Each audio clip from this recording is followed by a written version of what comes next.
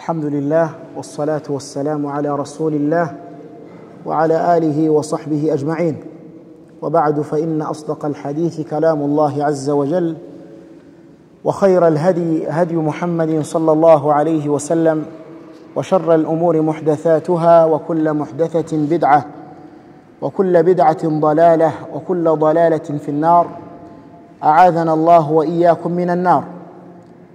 ikuzo nishimwe ibisingizo byiza ni bya Allah subhanahu wa ta'ala, amahoro n'imigisha bya Allah bisakare ku ntumwa y'Imana Muhammadin sallallahu alayhi wa sallam, we nabi we n'abasangira nyendobe nabo bose bazakomeza gukurikira inzira intumwa y'Imana Muhammadin sallallahu alayhi wa sallam yatuzaniye kuzageza ku munsi w'imperuka. Dusaba Allah subhanahu wa ta'ala yuko twese yadushira muri abo beza, Allahumma amin.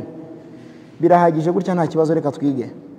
Turakomeza isomo ryacu mu gitabo Umdatul Ahkam cy'umumenyi Abdul Ghani al-Maqdisi rahimahullah, aho tukiri mu isomo rijyanye n'isala, kitabu sala, isomo ryigisha ibijyanye n'amategeko y'isala. Uyu munsi turaza gukomereza kuri babu tarkil jahri bismillahir rahmanir rahim, isomo ritwigisha ko umuntu yahagaze mu sala areka kuba yavuga bismillahir rahmanir rahim, kuba yayivuga cyane cyane igihe ari mu sala yo gusoma cyane, nka salatu al-fajr na salatu al-maghrib na salatu al-isha. Izo sala uko ari eshatu zitwa as-salawatu al-jahriya, isala zo gusoma cyane ugasohora ijwi. Izo sala iyo umuislamu azirimo, ese agiye gusoma suratul fatiha alhamdu, ahera kuri bismillah na akayivuga cyane, cyangwa bismillah ayivugira mu mutima? Urebye nibyo somo tugiye kurebera hamwe insha Allah. Turahera kuri hadithi ya 99 mu gitabo. Qala al-musannif rahimahullah, umwanditsi Allah mugirire mukomeza agira ati: an Anas ibn Malik radiyallahu anhu anna an-nabiy sallallahu alayhi wa sallam wa Aba Bakr wa Umar radiyallahu anhum kanu yastaftihuna as-salata bi alhamdulillahi rabbil alamin. Rawahu al-Bukhari wa Muslim. وفي رواية قال: صليت مع أبي بكر وعمر وعثمان فلم أسمع أحدا منهم يقرأ بسم الله الرحمن الرحيم. رواه مسلم. ولمسلم أيضا قال: صليت خلف النبي صلى الله عليه وسلم وأبي بكر وعمر وعثمان فكانوا يستفتحون بي الحمد لله رب العالمين لا يذكرون بسم الله الرحمن الرحيم في أول قراءة ولا في آخرها. إذا حديث دسمية زونغانيرنا زوسني حديثي نرواية زترك كوري أنس ابن مالك رضي الله عنه. أنس بن مالك نو مصحبة وكوري مرغور بن إيمان محمد صلى الله عليه وسلم تبقي قويكو يبا إمياك إتشمي منزين إيمان محمد صلى الله عليه وسلم يباني نينو إيمان إمياك جرق إتشميوس. Ninayo mpamvu abamenyi batubwira yuko Anas radiyallahu anhu yari mu basahaba basobanukiwe cyane amategeko y'iswala, iswala y'intumwa y'Imana Muhammad sallallahu alayhi wa sallam. Iyi hadithi ya mbere duhereho dusoma ni hadithi yakiriwe na Bukhari na Muslim. Anas bin Malik aratubwira ati: anna an-nabiy sallallahu alayhi wa sallam wa Aba Bakr wa Umar radiyallahu anhuma kanu yastaftihuna as-salata bi alhamdulillahi rabbil alamin. بارك الله فيك. أنا صرت قلت نويمان محمد صلى الله عليه وسلم همنا أبو بكر نا عمر أبو بوسي إيوبا تنجلق إصالة باهرق كل آية سورة الفاتحة ريو الحمد لله رب العالمين. هابو باجق باهرق كل بسم الله الرحمن الرحيم، أهو باهرق كل الحمد لله رب العالمين. إي حديث نمري بخاري مسلم ni hadithi shimangira yuko yabari intumwa y'Imana Muhammad sallallahu alayhi wa sallam iyo yayoboraga isengesha gasarisha abayisilamu. Izi swala zo gusoma cyane nka subhi, maghribi, isha yajyaga soma bakumva tereye kuri alhamdulillahi rabbil alamin, ntabwo yajyaga hera kuri bismillahir rahmani arrahim. Izi hadithi rozi rasubiza ikibazo abayisilamu bakunda kwibaza kivuga gitese ko hari ahantu tujya dusarira tukumva bismillah mama yisomye cyane, ahere kuri bismillahir rahmanir rahim alhamdulillahi rabbil alamin. Ahandi twahasengera tukumva imamu bismillah yivugiye mu mutima, ahere kuri alhamdulillah. Ese ubwo uislamu wivugaho iki?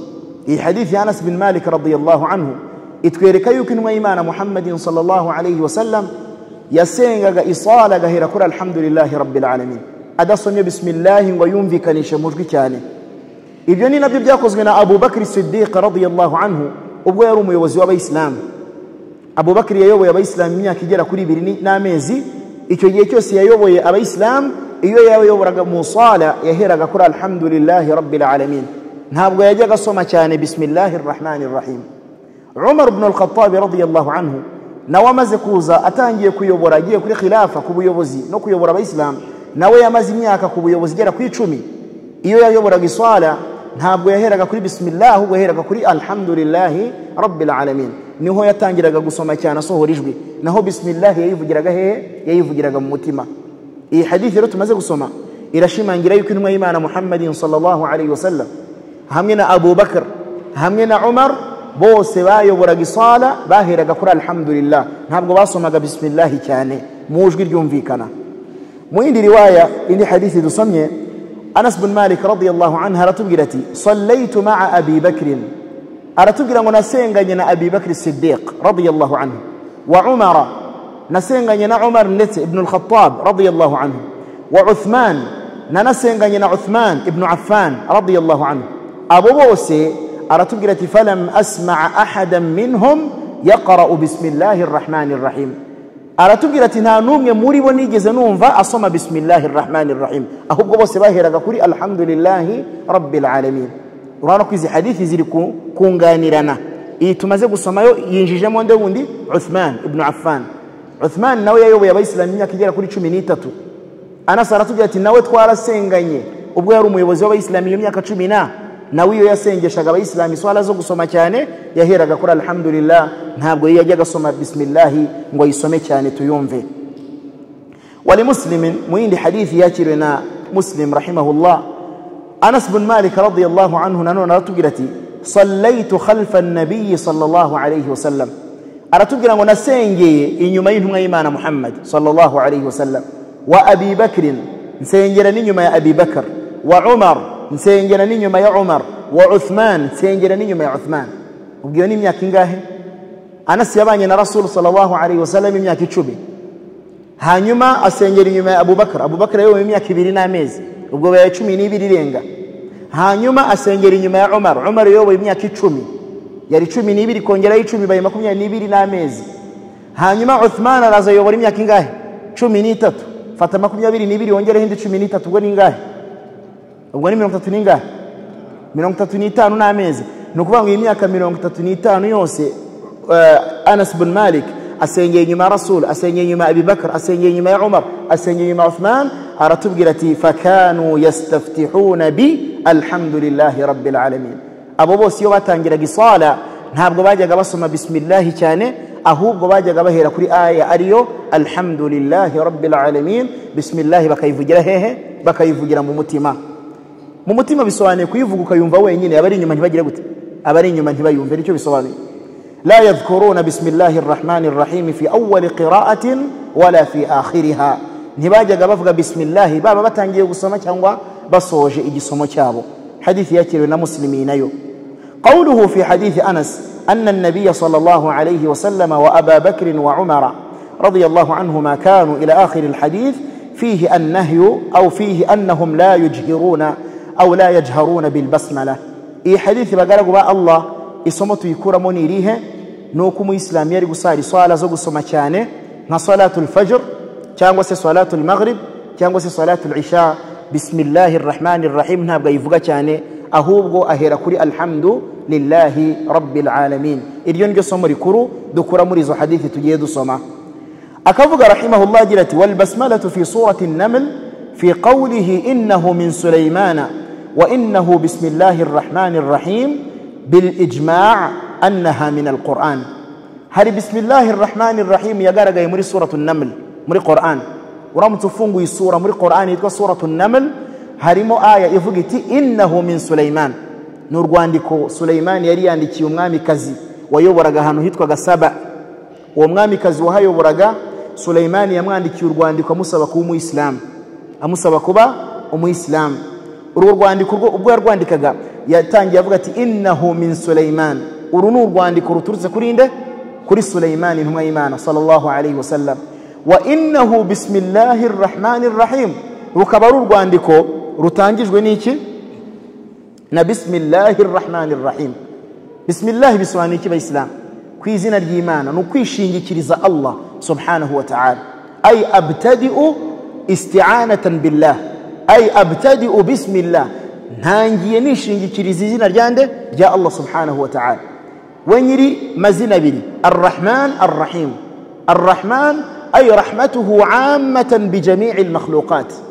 Izina arrahman ni izina ryinjiramo yuko Allah subhanahu wa ta'ala ni nyiri impuhwe zigera ku biremwa byose, nta na kimwe kivuyemo. Abayisilamu, abatari abayisilamu, inyamaswa, amabuye, imisozi byose. Naho arrahim bisobanuye ngo rahmatuhu khassatan bil mu'minin, ni impuhwe za Allah subhanahu wa ta'ala zigera ku bemeramana bonyine gusa, abatari abemeramana izo mpuhwe ntazo babona. Izina arrahman litandukanye na arrahim. Arrahman ni izina rifite sifa yo kuba Allah subhanahu wa ta'ala impuhwe ze zigera ku bintu byose bibaho yaremye.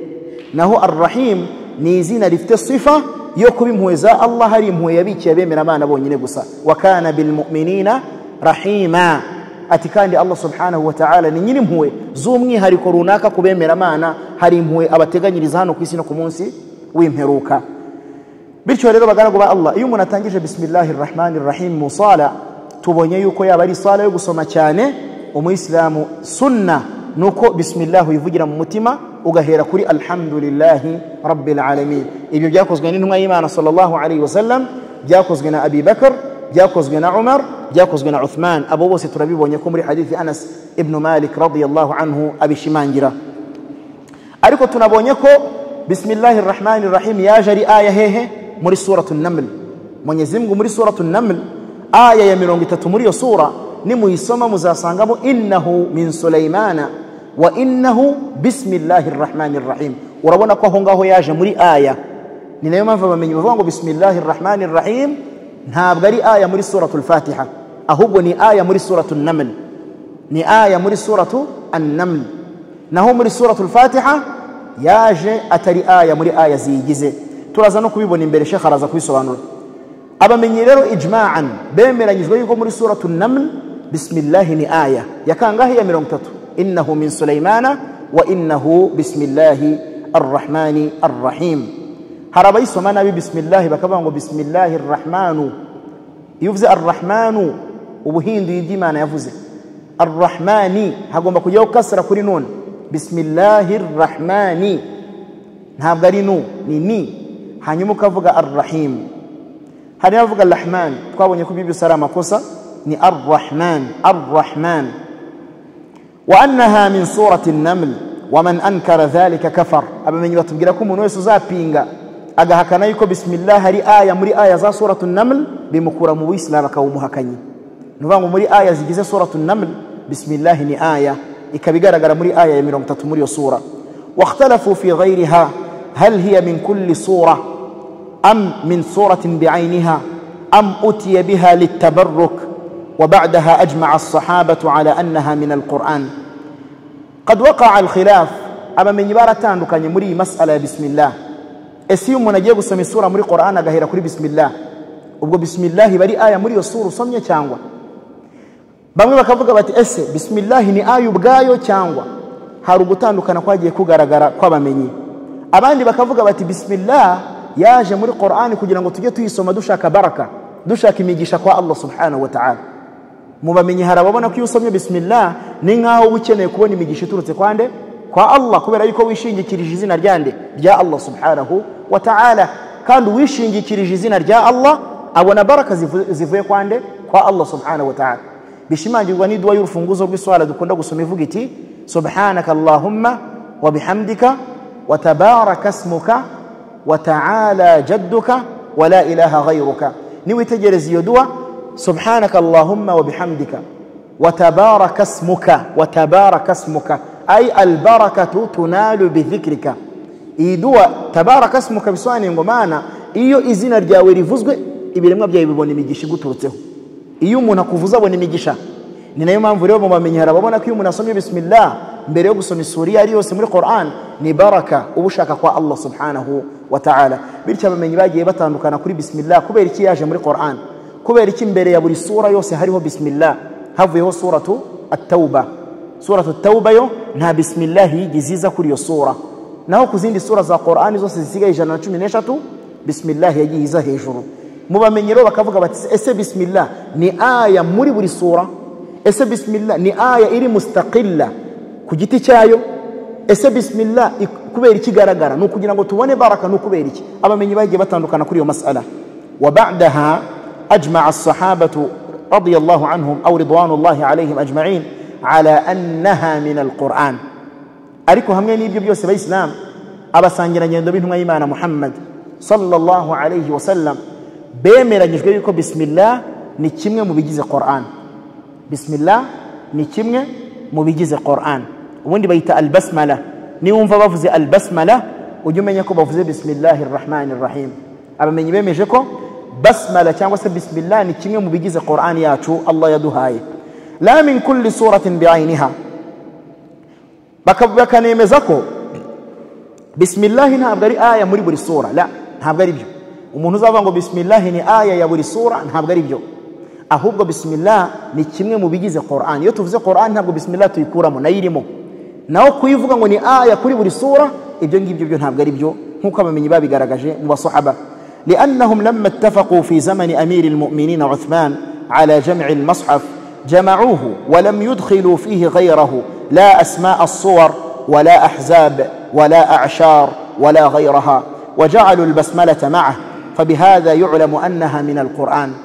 ومغانيتي رحمه الله كتبجرتي كبير يوكو كجي كبا صحابة بينهم إيمان محمد صلى الله عليه وسلم وبقوا بانزورا بكوسانيا قرآن. جمع القرآن بسواني بكوسانيا قرآن كويشير همي. وبوندي كجي كنوا إيمان محمد صلى الله عليه وسلم قرآن نهاب يري همي. وبقوا يمنوا كجا هرابيت كجا كتاب الوحي.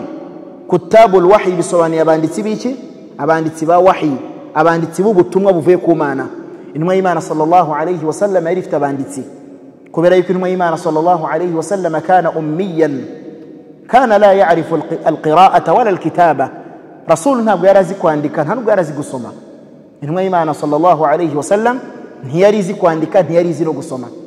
من يوم كان حوله كتاب يريف تباندتي بمغاندتي يو قرآن جي قرآن بركو آية زازا جبريل كمو يشوريرا ملايكة هراباندتي با قرآن باري بحري مريبو هرمو زيد ابن ثابت no muri bo harimo Ali ibn Abi Talib yarimo banditsi, no muri bo harimo abasahaba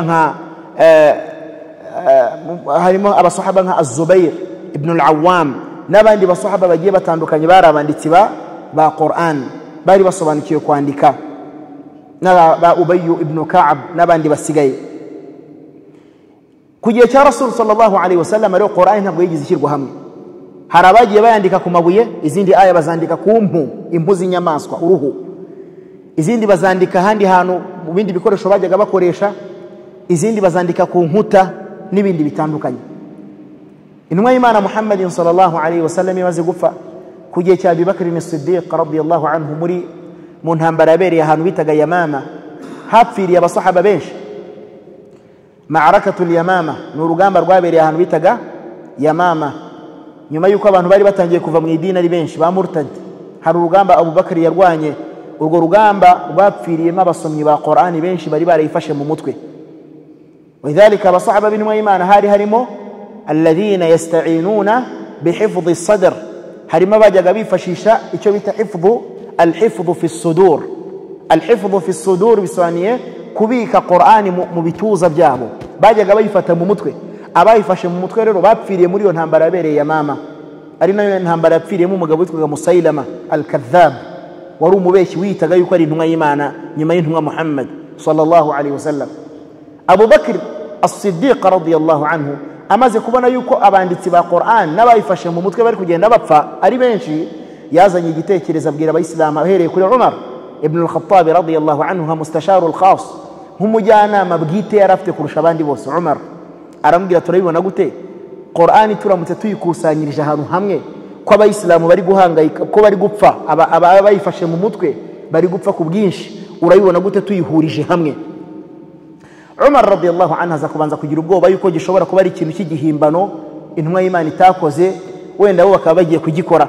Baza kubona ko harimo masalih al-mursala babona ko harimo akamaro mu kuba Qur'an bagira gute bayihuriza hamwe kubera yuko abayifashe bose bashobora gupfa bakagenda biba ngombwa ko batumiza buri muntu wese ngo aze wari ufite aya yahifaje wahifaje sura runaka kaza wahifaje aya runaka kaza buri wese agerageza kuza soma aya yafashe bagenda bazandika bazihuriza hamwe iyo niyo jam'u ya mbere yabayeho ku gihe cyane cya Abubakar haza kubindi jam'u ku gihe cya Umar hanyuma noneho haba jam'u fil mushaf al-jam'u fil mushaf guhuriza hamwe Qur'an no mu mapuro mu gitabo kimwe ibyo byabayeho bwa mbere ku gihe cyane cya Uthman ibn Affan radiyallahu anhu ubwe wiyandikiye Qur'an wiyandikiye mushafu imisafi igera kuri 4 imwe yohereza mu muji inda yohereza mu wundi muji indi mu wundi muji inda yisigaziwe Madina mu muji wa Madina ukoro niko Qur'an yagiye kusanywa abasahaba rero bemeza gukusanya Qur'an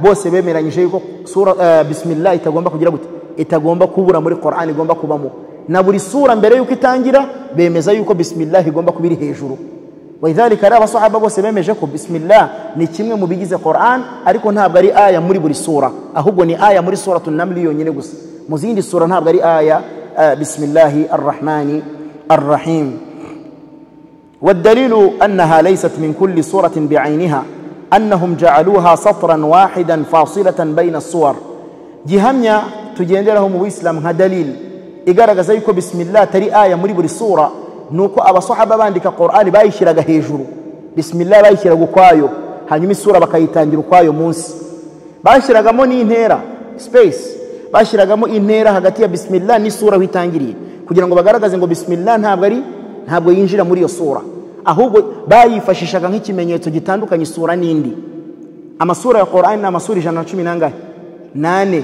bismillah rero bayibanzaga hejuru nko kubwira abantu ati dutangiye indi sura isura bisobanuye igice hakuri abavuga igice isura nayo ni igice mu bice bya Qur'an na akavuga ati walam yaj'aluha tabi'atan lillati qablaha wala lillati ba'daha walam yaj'aluha qabla bara'ah ikindi abasahaba b'intumwa y'Imana Muhammadin sallallahu alayhi wa sallam ubwo bandikaga Qur'an ntabwo bigeze batangiza bismillah hejuru kuri suratu bara'ah suratu bara'ah niyo suratu at-tauba yitwa suratu at-tauba ikanitwa suratu bara'ah yose na mazina yayo ikanitwa suratu al-fadhiha mu mazina yayo harimo suratu al-fadhiha li'annaha fadhat al-munafiqin kubera yuko iyi sura yagaragaje ukuri kw'abantu b'indyarya Mwenyezi Mungu muri yo sura yavuzemo imigambi mibisha y'indyarya zari zituye Madina yazivuzeho cyane abanafiki bo kugiye kinwa Imana Muhammadin sallallahu alayhi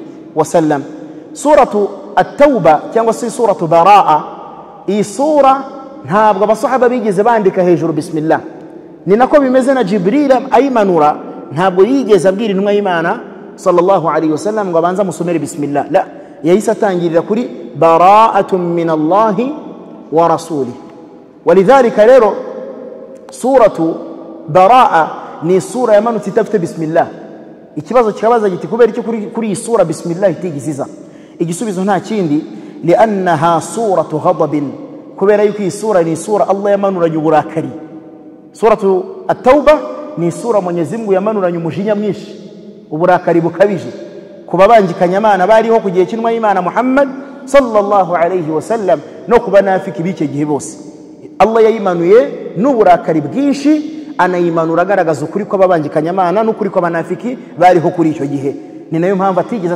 atangiza bismillah kandi ubundi bismillah ni ikimenyetso cy'impuhwe bismillahir rahmanir rahim no yitegereza harimo amazina agaragaza ko Allah ni nyir'impuhwe Mwenyezi Mungu rero impamvu atayitangije kuri iyo sura nuko nta mpuhwe yigeze yimanurana yayimanuye ari sura y'uburakari bwinshi ivuga ku bitimbi no ku migambi mibisha y'abanafiki n'indyarya zariho kugiye kinwa y'Imana Muhammad sallallahu alayhi wa sallam ولأنها تسمى الفاضحة لأنها فضحت المنافقين نبي يتقى الصبانية إي صورة أباندي بمن يبقى تفسير وفاقوي يتقى صورة الفاضحة إي صورة يجب تمازة أبان من جارد نكو غرغاز ميغان بفته إي صوري منو كابلين هم إيمان محمد صلى الله عليه وسلم مبقير بجاني نبان ببنافكي إذن جارد إذي فقه چاني وقيل لأنها تابعة للأنفال أباندي بمن يبقى فقه صورة التوبة na suratul anfal ni sura imwe iyo nayo ni imvugo mu mvugo z'abamenyi abamenyi harabona ko suratul al-anfal nibanziriza tauba. Al-anfal yasalunaka 'anil anfal, suratul anfal na suratul tauba mu bamenyi harabavuga ngo ni sura imwe. Ni nayo mpamvu nta bismillah iri hagati yazo, kuko bismillah cyari kimenyetso Jibril yazanaga kwereka intumwa Muhammad sallallahu alaihi wasallam ngo isura na yindi gusomira rangiye dutangiye indi. Impamvu rero Jibril atigeze yisoma ni nko kubwira Rasul sallallahu alaihi wasallam ati zisura zombi ni sura imwe. Iyo nayo ni imvugo mu mvugo z'abamenyi ba tafsir. Wallahi wallahu a'lam. Sheikh aravuga ati ariko igifite imbaraga muri ibi byose twavuze nuko annahum shakku hal huma suratan wahida aw suratan ففصلوا بينهما لاحتمال أنهما صورتان ولم يجعلوا البسملة قبلها لاحتمال أنها صورة واحدة.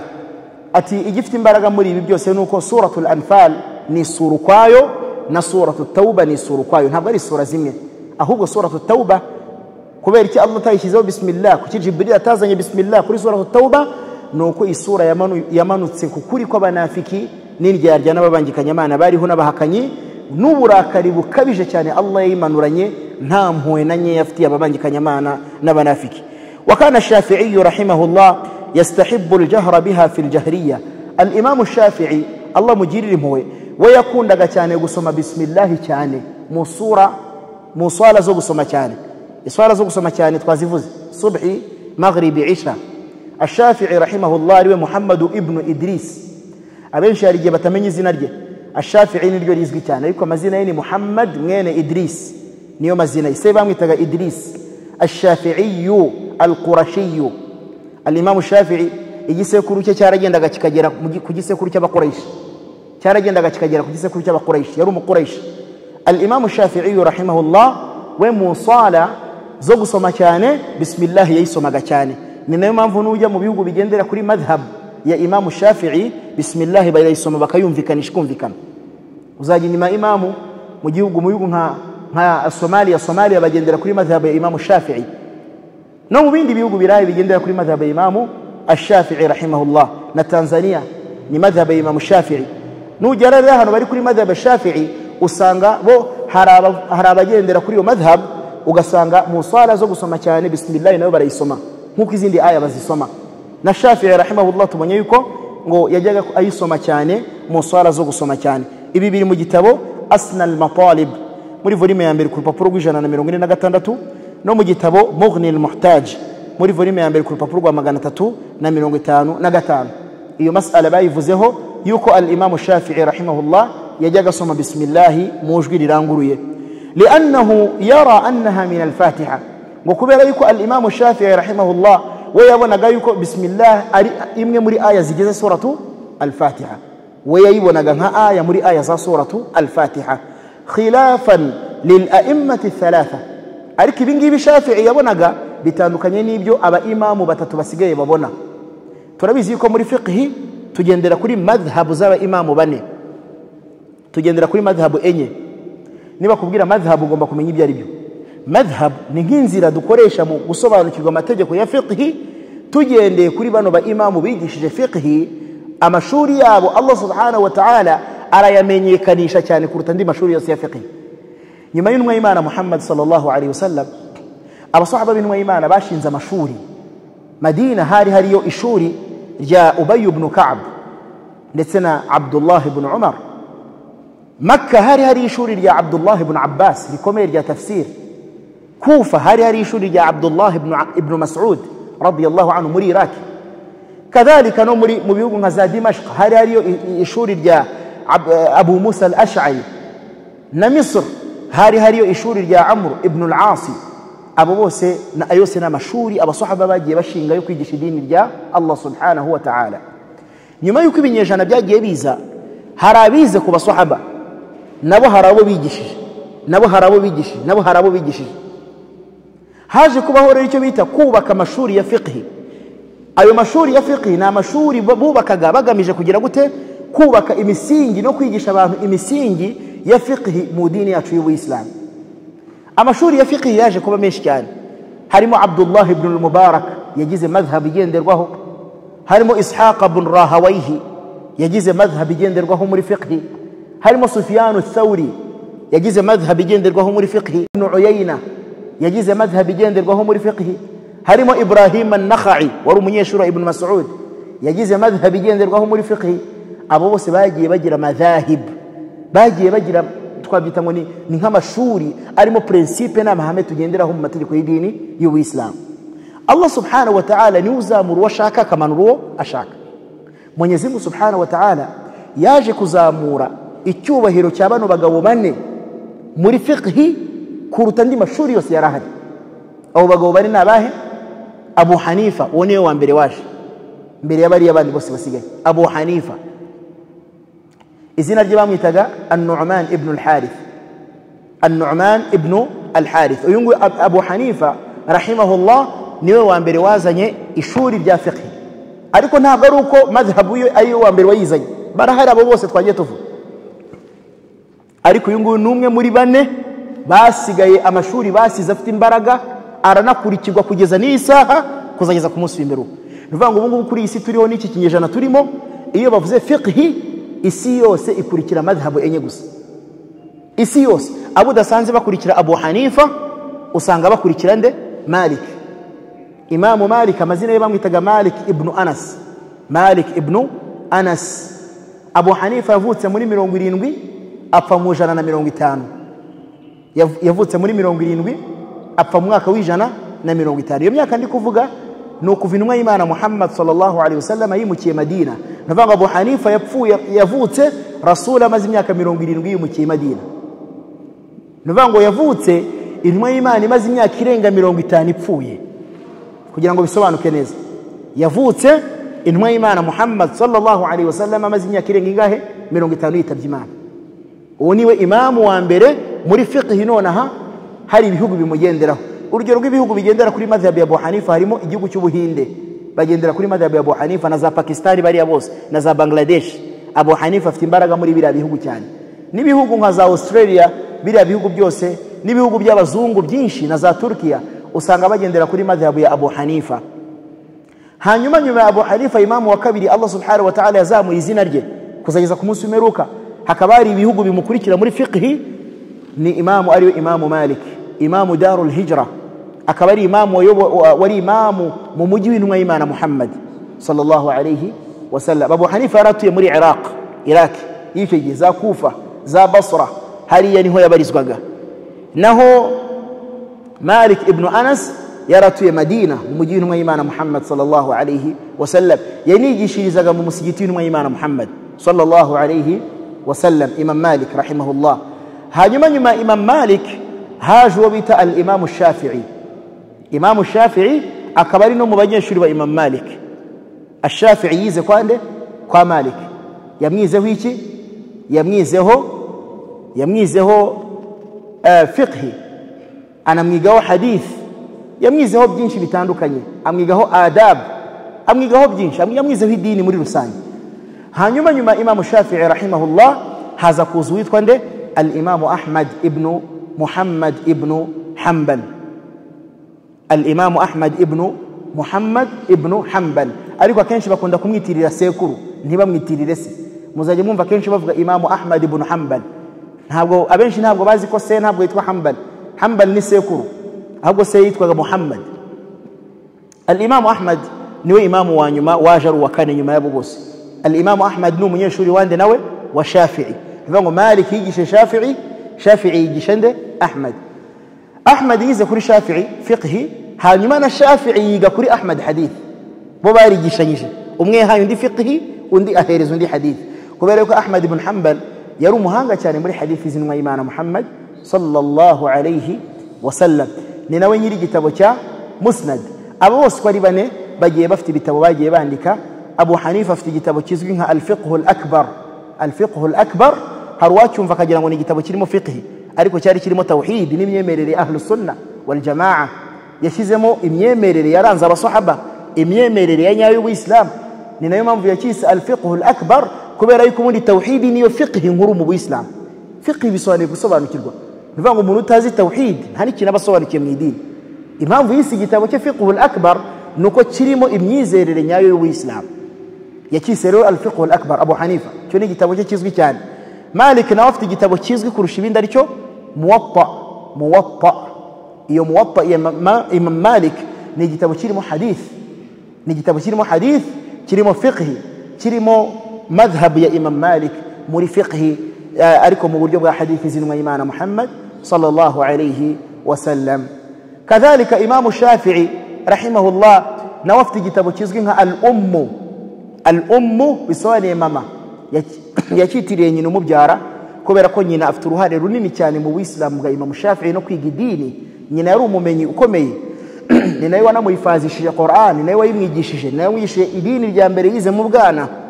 Yakundaga mama we cyane rero ku buryo igitabo cye cya fiqh gikuru kigenderwaho muri madhhabu yakise al-ummu kirazwi cyane. Ibihugu nka Egypt ni ibihugu bigendera kuri madhhabu ya Imam Shafi'i, icyo gitabo baragikurikira cyane muri madhhabu.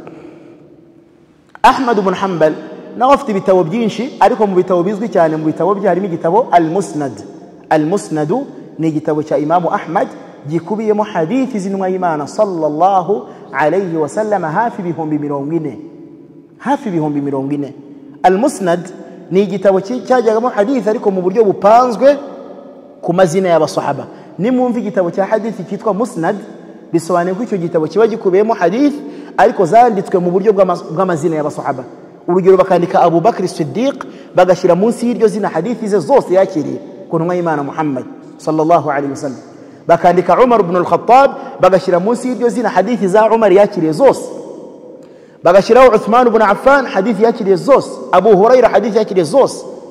Ni nayo mpamvu mu bumenyi bwa hadithi iyo tugiye gukora bahth, iyo tugiye gukora research, dushaka kumenya iyi hadithi Umar yabara yakiriye, akenshi ubundi maraji' ibitabo dukunda kwifashisha ni ibitabo byitwa masanid za Musnad, kuko nibyo bitabo bipanzwemo hadithi ku mazina y'iki y'abasahaba. Ariko ugiye nko muri Riyadus Salihin wasanga bivangavanze. Aisha hadithi yakiriye muri Riyadus Salihin wasanga imwe iraha indiri hariya indiri hariya indiri hariya. Ariko ugiye muri Musnad uhita ushakisha gusa izina Aisha ugahita ureba hadithi zose yakiriye, ukamenya niba iyo bakubwira muri hadithi yakiriye cyangwa itarimo. Musnad ya Imam Ahmad rero nacyo ni igitabo kizwi. Abo rero nibo imamu bane tugenderaho none hisi. Ahmad ibn Hanbal waje nyuma nawe hari ibihugu bimugenderaho, ubu ngubu ni nawe uri kuganza ku isi. Sinatinya kuvuga ko madhhabu ye ni madhhabu iri kuganza mu bihugu byinshi ku isi, ni nayo madhhabu Saudi Arabia bagenderaho. Bismillah.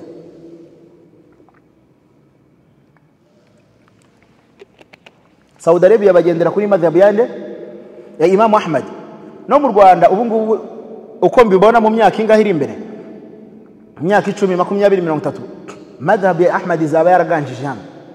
Impamvu no kubera iki? Abenshi bari kuva kwiga mu bihugu nka Saudi Arabia ubu ngubu bari kwiga madhhabu ya Ahmad ibn Hanbal, kandi madhhabu bizemo ni nayo baza kwigishamo birumvikana.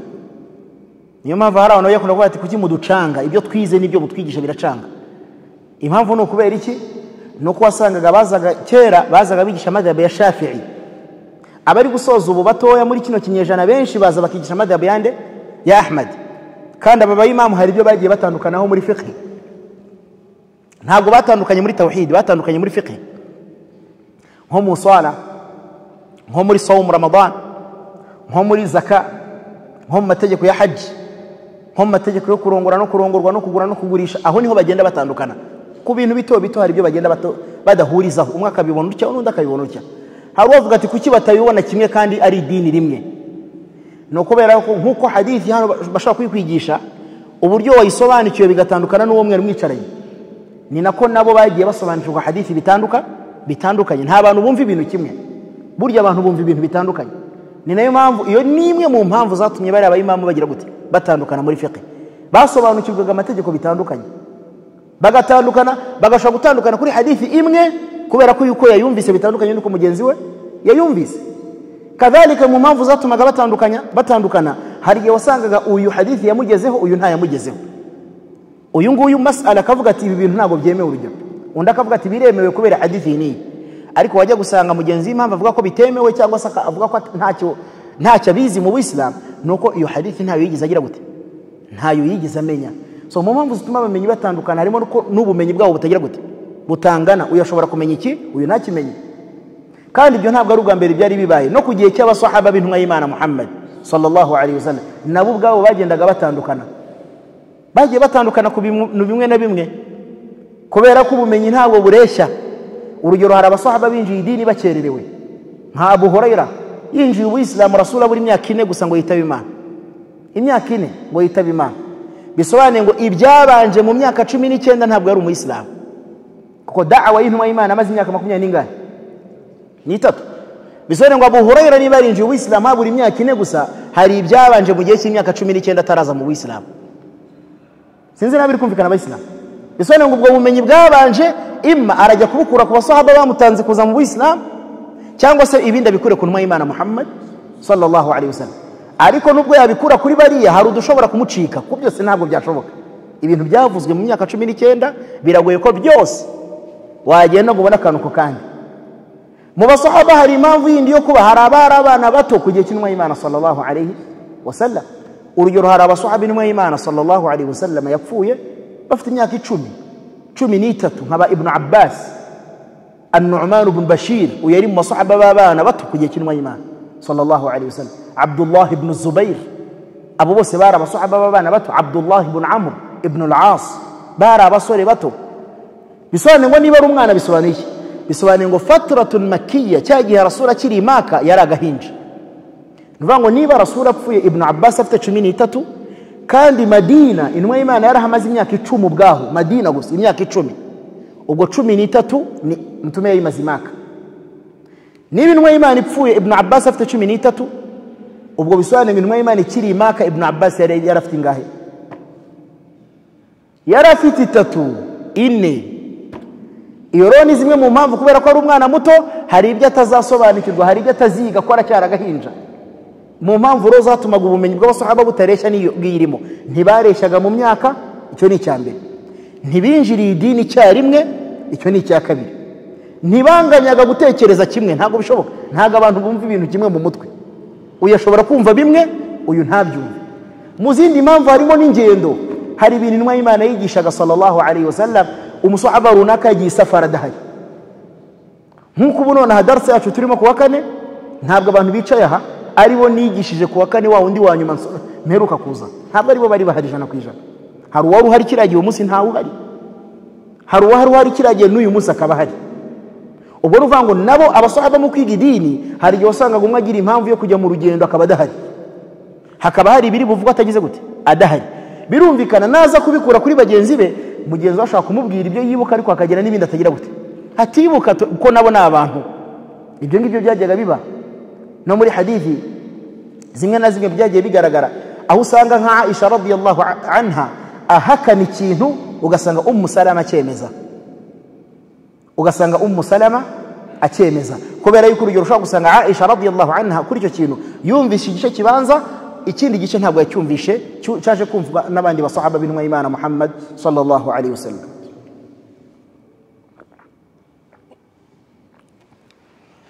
Urundi rugero no kwibagirwa. No kwibagirwa birashoboka abayisilamu. Umusahaba yashoboraga kuba yarumvishe ikintu ariko akigira gute akibagirwa. Nkuko namwe ibyo wumva akanya none ntabwo byose nyuma y'icyumweru uzabubyibuka byose, uribagirwa. N'abasahaba baribagirwaga.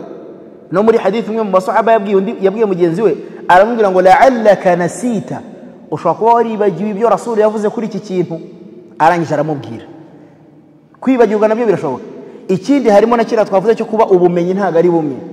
Urugero nko kuri mirathul jadda, nyirakuru wa nyakwigendera kuzungura, ku gihe cya Abu Bakr Siddiq radiyallahu anhu hapfuye umuntu, abantu be baza gusaba mirath izungura, bagenda babaha umukecuru nyirakuru wa nyakwigendera, ntibagira icyo bamuha. Azarira kuri Abu Bakar, arambye ati ya khalifata rasulillah, abandi bose babahaye havuyemo nde? Havuyemo nge. Ese koko nta kimana yigize impa muri Qur'an? Nta n'ikintu Imana yigize ingenera muri mirathi y'umwana mbere nyirakuru? Abu Bakar arambye ati umukecuru yigendere nta gihari. Abasahaba bari baraho babwira Abu Bakar ati muyobozi w'abayisilamu ntabwo ariko bimeze, hari hadith ivuga yuko nyirakuru agomba kubona 1/6 cya mirath cy'umutungo wa nyakwigendera. Ariko iyi hadith Abu Bakar ntabwo yarayizi, kugeza ubwo n'uwayimusomeye yaramubwiye ngo ugomba kuzana ushimangira ibyo uvuga. Abdullah ibn Maslama haza undi nawe arabishimangira, nibwo yabyemeye. Yarangije aravuga ati basi ubumenyi nuko nyine nta umenya byose, umenya byose ninde? Ni Allah subhanahu wa ta'ala. Ubwo twari tugiye gakeya mu mpamvu zagiye zituma n'abamenyi batandukana, ko hari abayisilamu bakunda kumva ngo abamenyi baratandukanye muri fiqh, bakavuga batarika ibyo bintu urumva atari rwaserera idini ko ari rimwe gute mu ducanga batandukana gute. Izo ni zimwe mu mpamvu. Ubumenyi ntabwo bureshya bw'abantu, kumva ibintu ntabwo abantu bumva ibintu kimwe birashoboka, kwibagirwa nayo ni impamvu yatumye abamenyi bagenda batandukana, kwinjira ubuyisilamu twabibonye ku gihe cy'abasahaba n'izindi mpamvu zigiye zitandukanye. Wal ilmu inda Allah. Naam. Ikindi harimo an-nasakh. Hari umuntu ushobora kuba yarumvishe hadith, hanyuma intumwa y'Imana sallallahu alayhi wasallam itegeko yari yarasomeye abantu, nyuma yaho hakaza kurihindura, nyuma yuko hari aya yamanutse irihindura iryo tegeko. Ibyo mu buyisilamu birahari, ibyo bita an-nasakh, guhindura amategeko yaje mbere. Urugero, ibyo bita al-muharramatu bir-radaa. Hari abantu utemerewe kurongora kubera yuko mwonsi bere rimwe. Mbere ubundi Mwenyezi Mungu Subhanahu wa Ta'ala yamanuye umurongo avuga ko umuntu kugira ngo utamurongora nuko mugomba kuba mwaronsi bere rimwe, buri umwe akaryonka inshuro 10. Kuryonka inshuro 10 bisobanuye iki? Ntabwo ari massa gukurura gutya gusa ngo tuvuge ngo mu gihe umwana kuri ibere ubwo ni rimwe, niyongera gukurura ni kabiri. Ntabwo ari gutyo. Umwana mu gihe yonse akijuta gahaga akikura umubyeyi atari umukuyeho, iyo yitwa inshuro imwe. Nyuma yaho umubyeyi akaza kongera kumwonsa, umwana gahaga, umwana akikuraho atari wo umukuyeho, iyo yitwa inshuro ya kabiri. Ni gutyo bazibara. Mbere aya yaje ivuga yuko kugira ngo utemererwa kurongora uwo mwonsi bere rimwe nuko mwaryonse inshuro zingahe mwembi? Inshuro 10. Nyuma y'iyo aya haza kuzirindi tegeko rikuraho inshuro 10, ahubwo zihinduka inshuro zingahe? 5. Zisigara ari inshuro 5 kuzageza ku munsi w'imperuka. Nuvuga ngo kugira ngo umuntu aziririzwe kuba wagira gute wamurongora kubera impamvu yo konka rimwe, nuko mugomba kuba buri umwe yararyonse inshuro 5. Ntabwo ari byo kuvuga ngo bagusigiye umuntu arakonsa ngo mwonse rimwe kubera ko uwo muntu yamwonyeje nyina yagiye gushakisha aramumusigira ngo amonse umunsi umwe. La, agomba kuba inshuro yonse iryo bere ari inshuro zigera kuri 5. Kandi inshuro twagiye tuzisobanura nuko umwana gahaga, iyo ngiyo yitwa inshuro imwe. Bityo rero ubwo n'urugero rw'amategeko uburyo yagiye ahindurwa nandi. Icyambere kikaba cyaravuzwe mbere hakagira umusahaba wari ikivugwa, ariko icya kabiri gikuraho icyambere cyavugwa wa musahaba akaba ari yigendeye adahari. Ugasanga uwo musahaba mu bijyanye na fatwa mu Islam we iyo mas'ala iyo yibajijwe avuga yuko ari inshuro 10 urugero, kubera ko ari zagize gute azi nizo zavuzwa hari, ariko rya tegeko ryahinduwe adahari. Ibyo byose biri mu mpamvu zagiye zituma bamenye bagira gute batandukana. Urugero intumwa y'Imana sallallahu alayhi wasallam aravuga ati ala kuntu nahaytukum an ziyarati alqubur ala fazuruha fa innaha tudhakkirukum almaut, mu yindi riwaya fa innaha tudhakkirukum alakhirah. Intumwa y'Imana iti nari narababujije, kuntu nahaytukum an ziyarati alqubur, nari narababujije gusura marimbi, gusura imva. Intumwa y'Imana abayisilamu bakiri Maka yarababwiye ngo nta wemerewe kujya ku marimbi, no kuyasura ntabwo byemewe, haram ku bagabo no ku bagore. Nyuma yaho intumwa y'Imana sallallahu alayhi wasallam nyuma y'igihe arababwira ngo kuntu nahaytukum an ziyarati alqubur, nari narababujije kujya gusura marimbi, ala fazuruha, kuva ubu ngubu nimutangire mujye muyasura, fa innaha tudhakkirukum alakhirah, kubera yuko gusura marimbi ni imwe mu mpamvu zituma ngo utekereza ku mperuka. Indi riwaya fa innaha tudhakkirukum almaut, ngo kubera yuko bituma mutekereza ku rupfu. Urabona ko iri jambo iyi hadithi nuyitegereza ni hadithi igaragaza ko hari ibyo Rasul yabujije mbere, hari n'itegeko rije ribikuraho. Nuvuga ngo nyuma y'iyi hadithi abasahaba bahise batangira kwemererwa kuzajya bajya gusura iki amarimbi. Kuki imbere intumwa y'Imana yabibujije? Impamvu irahari nuko tauhidi mu basahaba yari ikiri hasi, abayisilamu bakiri Maka, abenshi bari bakiri kuza mu Islam ari bashya, ibisigisigi bya shirki bikiri byinshi mu mutima. Intumwa y'Imana igatinya ko baramutse bagiye ku marimbi hari abashobora gukora shirki, hari abashobora gusaba bapfuye, irababwira ati nta wemerewe kujyayo. Irabanza ibigisha tauhid, ibonye tauhid imaze kubacengera irababwira ati ngaho none muzajya mujyeho. Bityo rero mu mpamvu zituma abamenyi batandukana guhera ku gihe cy'abasahaba harimo niyo mpamvu yo kuba hari igihe intumwa y'Imana ishaka kubuza ikintu yakizirura yuko manutse indi wahi ikakizirura, wenda umwe mu bari bahari atagize gute adahari, bigatuma wubumenya twari igice ikindi ntagire gute ntagitwara.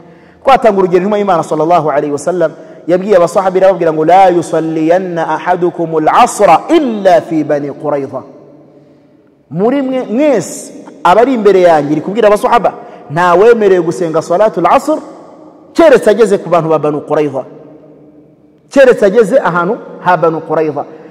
hanyuma abari bari kumva hadithi bayisobanukiye bitandukanye. Hari abumvise yuko ikinwa Imana ivuze nuvuga ngo salatul asr yageze abasahaba bari mu nzira, salatul asr yabagereho bakiri mu muhanda bari kugenda. Ya hadithi Rasul yababwiye bayisobanukirwamo ibice bibiri. Bamwe baravuga ati ariko ikinwa Imana yavuze sallallahu alayhi wasallam yavuze ko nta wemerewe kurinda agera hari ahantu hari ari amazu ya Banu Quraidha uretse ko agomba kuba yamaze gusari salatu al-asr. Nikinwa Imana yatubwiye. Abandi baravuga bati reka reka ntabwo ari byo, ahubwo inwa Imana yavuze ko tutemerewe gusari asr tutaragera hariya. Murabona icyo bita gutandukana mu kumva ibintu, kubera ko ntabwo level yo kumva ibintu ari imwe. Natwe ubwacu no kugiye cy'abasahaba byari gutyo. Bamwe basobanukiye hadithi gute ati la Rasul yabujije gusari tutaragera kuri ariya mazu, abandi ati la ahubwo Rasul yategetswe gusari tutarahagera. Baratandukana, bamwe basarira mu nzira, abandi basari bahageze. Inwa Imana bose irababwira ati mwese ibyo mwakoze nta kibazo. Limadha tigeza baveba nuko kumva ibintu birashoboka ko abantu bagira gute batandukana. Kumva ibintu birashoboka ko abantu bagira gute batandukana. Ibi byose rozi ni zimwe mu mpamvu wal ilmu inda Allah. Ubwo twari tubivuze kubera ikiro bayislam, twari tubivuze kugira ngo dukureho urujijo rw'umuntu wakwiga bino bintu bya fiqh byo kuba ash-Shafi'i rahimahullah bigaragara ko bismillah yajyaga yisoma cyane mu sala zo gusoma cyane naye akayumvikanisha. Muri madhhabu ye we yayisomaga cyane, yanabonaga yuko ari aya muri aya za suratu al-Fatiha. Ariko abandi bamenyi batatu basigaye ari bo bande Abu Hanifa, Malik na Ahmad, bo babona yuko bismillah ntabwo ari aya muri aya za suratu al-Fatiha, nta nubwo biri muri sunna kuyisoma cyane. Batatu basigaye babona yuko rwose bismillah kuyisoma cyane nta hantu biri muri sunna.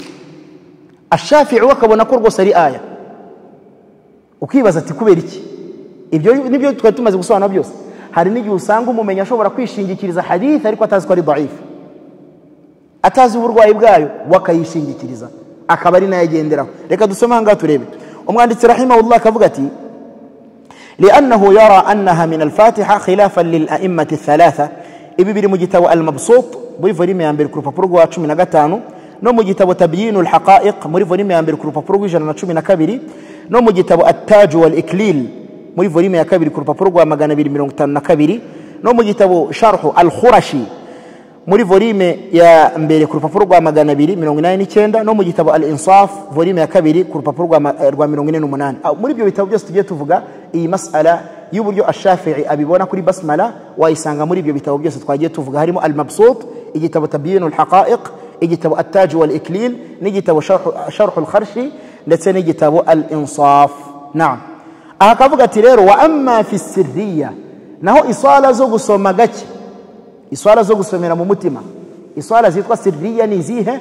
Salatu adh-dhuhr, salatu al-asr, izo nizo swala zo gusomera mu mutima. Aravuga fala khilafa fil israri biha kal qira'a. Ahaho abayimamu bane tugenderaho nta gutandukana bigeze bagira kubijyanye na bismillah, kubera yuko n'ubundi tuyisomera mu mutima. Nta numwe rwose yisoma cyane muri izo swala. Mu swala zo gusoma bucece dhuhri na asr, abayimamu bane bose bemeranya ko bismillah bayisomera hehe? Mu mutima. Aho batandukana ni mu swala zo gusoma cyane subhi na maghrib na isha. Ash-Shafi'i wabona ko ari aya muri aya za suratul Fatiha yajyaga nayisoma cyane.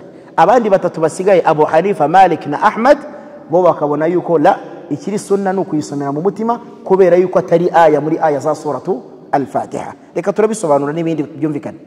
Akavuga ati was-sahihu, umwanditsi w'igitabo rahimahullah agiye gukora tasihih na tarjih.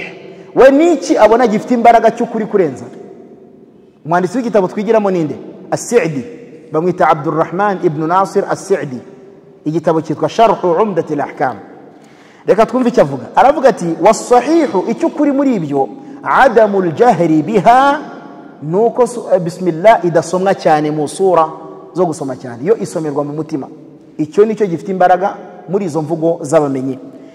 Ibi ngibi biri mu gitabo Al-Ajwibatu an-Nafi'a 'anil Masail al-Waqi'a kuri page 113 yabivuzeho. Kama kana alayhi an-nabiy sallallahu alayhi wa sallama wa khulafa'uhu min ba'di. Wabaza ngo kubera iki se iryo jambo ryo avuze ko ari ryo rifite imbaraga?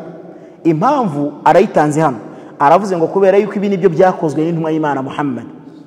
Tuve kuvuga ngo nibihe Ahmad yakoze, nibihe Shafi'i yakoze, nibihe Malik, wahisa kubwira ngo ibi nibyo byakozwe n'intumwa y'Imana Muhammad sallallahu alayhi wasallam intumwa y'Imana bigenza gite bismillah yayisomeraga mu mutima no mu swala zo gusoma cyane ntabwo yayisomaga cyane yayisomeraga mu mutima twatangiriye mu somo niba mwibuka aho twahereye twasomye hadithi ya Anas bin Malik igaragaza ko yasenganye n'intumwa y'Imana Muhammad sallallahu alayhi wasallam imyaka 10 asengana na Abu Bakr imyaka 2 n'amezi asengana na Umar imyaka 10 asengana na Uthman imyaka 13 yose twabonye ko ari 35 irenga nta numwe muri bo ngo yajyaga yumva mu swala zo gusoma cyane yumvikanisha bismillah uyu rero nawe umwanditsi rahimahullah aratubwira ati ibi ni nabyo byakozwe n'intumwa y'Imana Muhammad sallallahu alayhi wasallam wa khulafa'uhu min ba'dihi ngo ni nabyo byakozwe n'abayoboye ubuislam nyuma y'intumwa y'Imana Muhammad sallallahu alayhi wasallam wa man a'alla hadha alhadith falaysa ma'ahu dalilun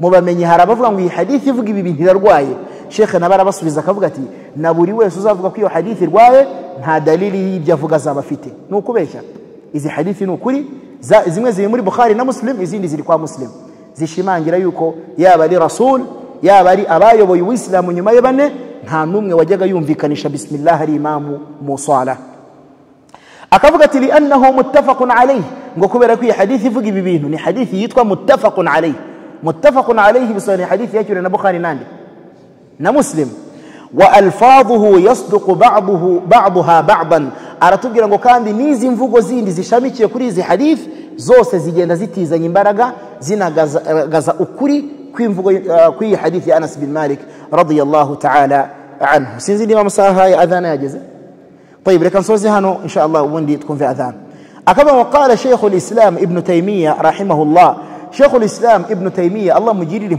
impuye hari imvugo nawe yavuze ashimangira ibingibi iboneka mu gitabo cye Majmu'ul Fatawa muri volume ya 22 ku rupapuro rwa 415 aragira ati walam yathbut hadithun 'an an-nabiy sallallahu alayhi wa sallam bil jahri biha min wajhin sahihin Ibn Taymiyyah rahimahullah ravuga ngo nta hadithi nimwe ana magambo ya Sheikh al-Islam Ibn Taymiyyah mu gitabo Majmu'ul Fatawa aravuga ngo nta hadithi nimwe yizewe kuva ku ntumwa y'Imana Muhammad sallallahu alayhi wa sallam igaragaza yuko intumwa y'Imana yigeze n'umunsi n'umwe isoma bismillah cyane mu swala ntayo ana magambo ya Sheikh al-Islam Ibn Taymiyyah rahimahullah mu gitabo Majmu'ul Fatawa volume 22 urupapuro rwa 415 ولما قدم الدارقطني مصر الامام الدارقطني uyu ni imam tugenderaho mu bumenyi bwa hadith ni n'umuhanga cyane mu bijyanye na hadithi zirwaye n'inzima yari umuhanga cyane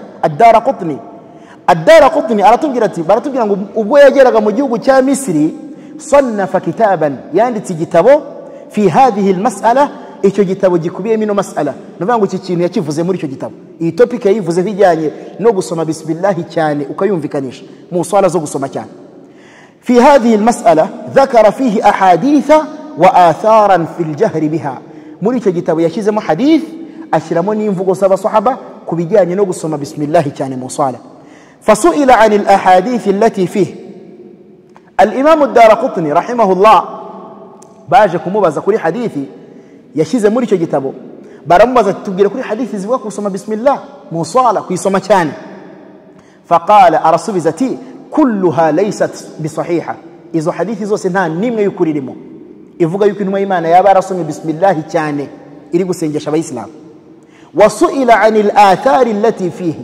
bana mubaza ku mvugo z'abasahaba al athar bisobani imvugo z'abasahaba kenshi iri jambo athar zivugo havugwa imvugo z'abasahaba ndetse n'abatabi'in abanyeshuri b'abasahaba izo mvugo zabo bazita al athar uramutse ushaka n'igitabo wazisangamo harimo nk'igitabo cya musannaf ya Abdul Razzaq ndetse na musannaf ya Ibn Abi Shayba ibitabo muzajya mwumva bya hadithi byitwa ngo musannafat ibyo bitabo babikubiyemo imvugo z'abasahaba cyane cyane n'iz'abatabi'in aravuga ngo bamubaje no ku mvugo z'abasahaba zivuga kuri iyi mas'ala ya bismillah faqala arasubizati ba'daha sahih ibijyanye n'izo mvugo z'abasahaba n'iz'abatabi'ina zo zimwe muri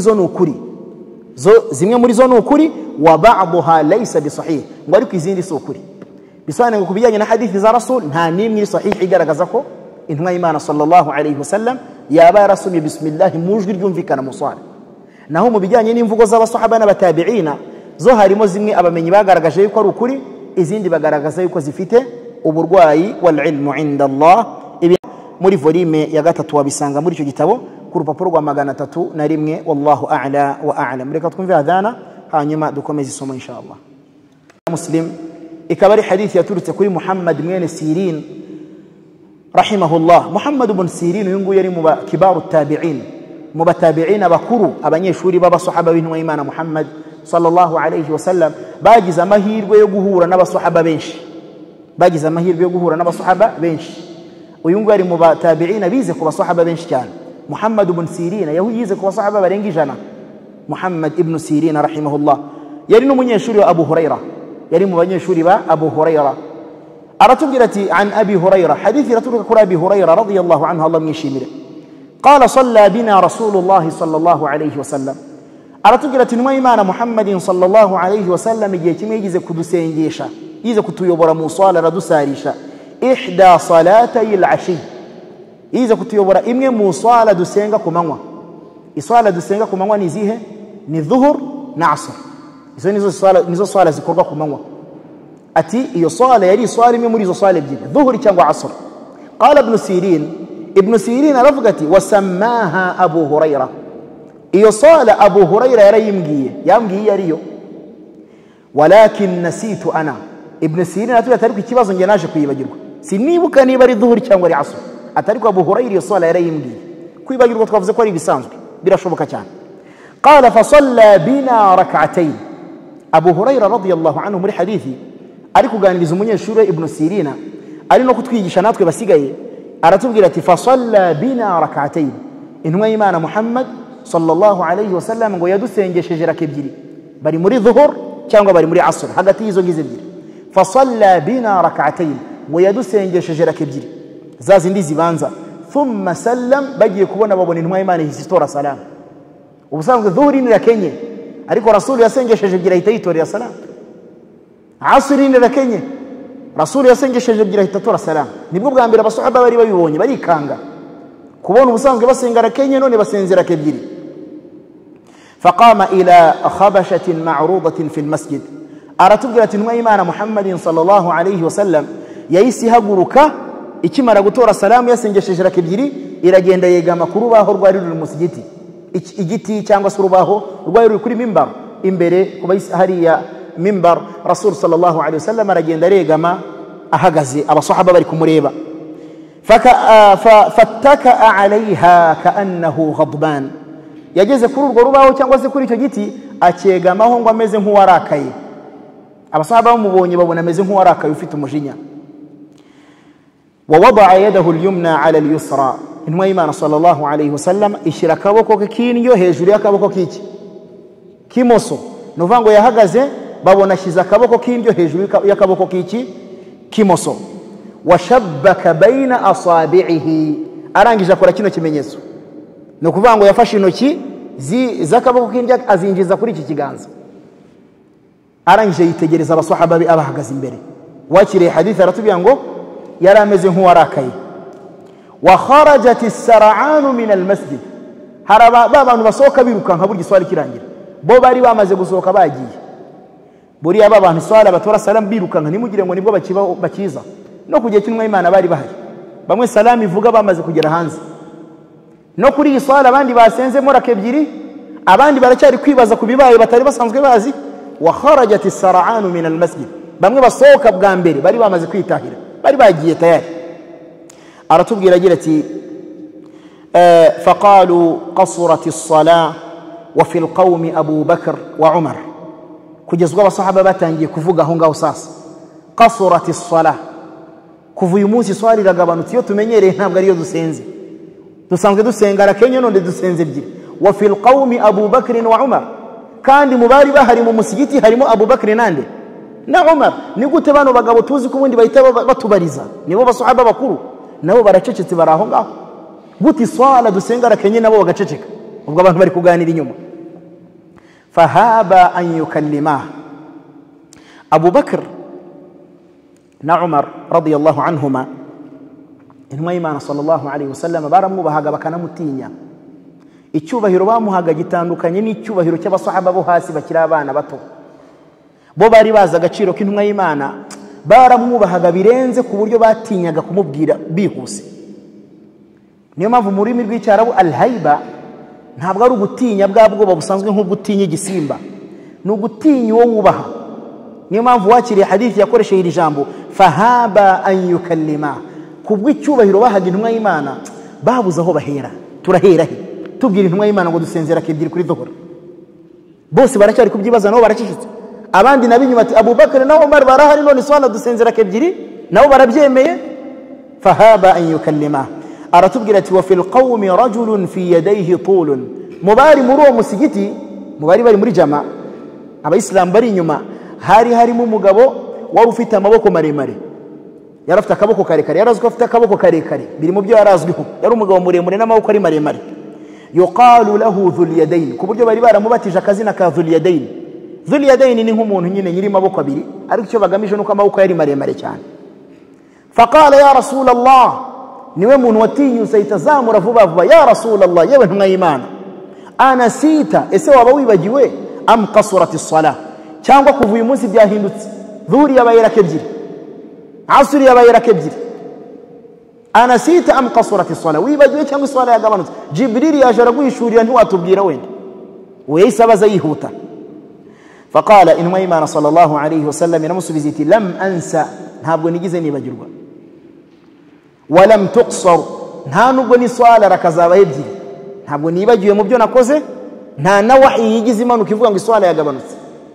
Bisobanuye iki bingibi? Kwanza tukira bisobanuye ngo Rasul nta nubwo yarazi nawe ibyabaye. Bivuze ngo iki kibazo yamubajije ntabwo Rasul yigize atekereza ngo kumbe nasengesheje akazi ngaye. Ni nayo mpamvu yanamusubije amugira ngo lam ansa, sinibagiwe. Kumbe yibagiwe ntabyo azi nawe sallallahu alayhi wasallam, yari yibagiwe, turaza kubibona.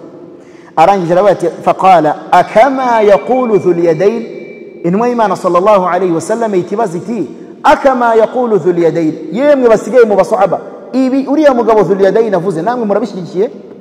Iswala nibyo koko dushobora kuba twasayira kenye?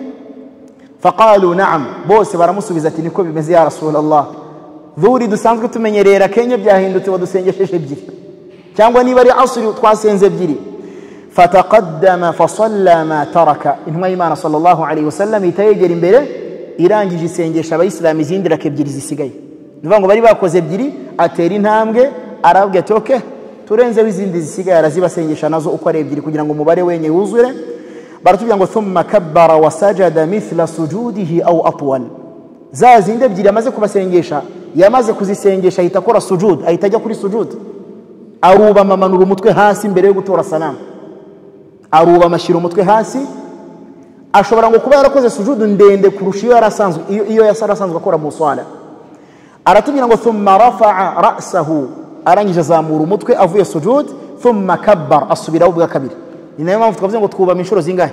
Ebyiri. Yubamye inshuro zigera kuri ebyiri sallallahu alayhi wasallam. Thumma rafa'a ra'sahu wa kabbar, azamura umutwe nanone ari kuvuga Allahu akbar.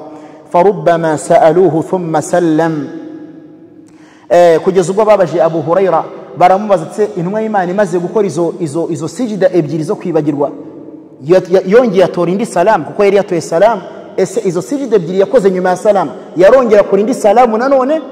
Aratubwira ati fanubitu, Muhammad ibn Sirin rahimahullah aratubwira ati nabwiwe ko anna Imran ibn Husayn qala thumma sallam, nabwiwe yuko Imran mwene Husayn yavuze yuko intumwa y'Imana sallallahu alayhi wasallam yarongeye atora indi salamu, kubera ko Imran ibn Husayn yari umusahaba kandi yari uri mu bari mu musigiti bingibi biba. Bityo rero iyi hadithi yakiriwe na Bukhari na Muslim. Iyi hadithi ifite amategeko menshi ajyanye no kwibagirwa no kubama guterwa no kwibagirwa, tuzayivugaho dutuje kubera ko iminota yamaze kugenda cyane, igihe cyo gusara cyageze. Reka munyihanganire insha Allah tuzayivugeho dutuje guhera muri darsa y'ubutaha. Nongera kwibutsa abayisilamu ko twavuze ko iyi darsa ya Umdatul Ahkam mwari muyimenyereye kuwa kane, izajya iba kuwa kane ibe no kuwa mbere. Nuvanga iminsi yabaye ibiri ubu ngubu, abazajya baza gukurikira darsa babimenyere ko ari kuwa mbere maghrib kugeza isha, no kuwa kane maghrib kugeza isha ahangaha mu musigiti insha Allah. Bisone ngo tuzongera kubonana kuwa mbere insha Allah, dusobanura amategeko y'iyi hadith n'ibibazo byinshi buri muislamu yayigiraho. Mureka tubicumbike, tuzabisubize kuwa mbere tunabivugeho insha Allah kuwa mbere, kugira ngo abayisilamu basenge ku gihe cyabugenewe insha Allah. Subhanakallahumma rabbana wa bihamdik نشهد أن لا إله إلا أنت نستغفرك ونتوب إليك. وصلى الله وسلم على نبينا محمد وآله وصحبه أجمعين، والسلام عليكم ورحمة الله وبركاته.